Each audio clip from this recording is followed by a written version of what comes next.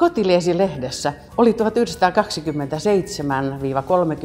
aikoihin hyvä rantakuntoon ohjelma.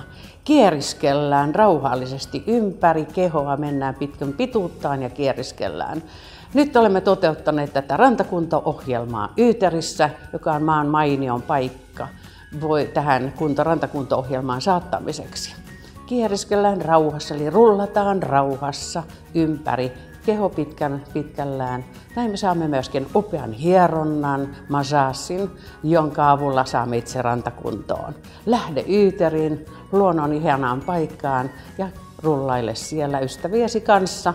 Näin saat tehokkuutta elämääsi, arkipäivääsi. Aurinkoa!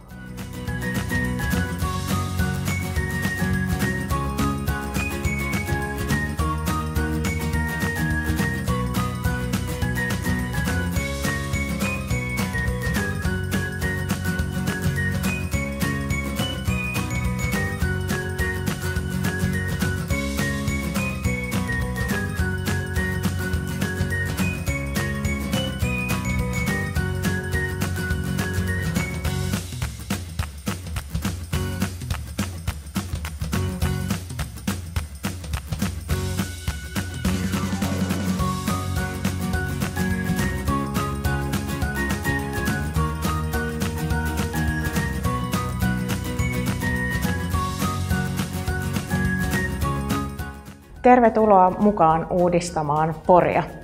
Haluamme katsoa tulevaisuuteen ja nyt siihen on hieno mahdollisuus.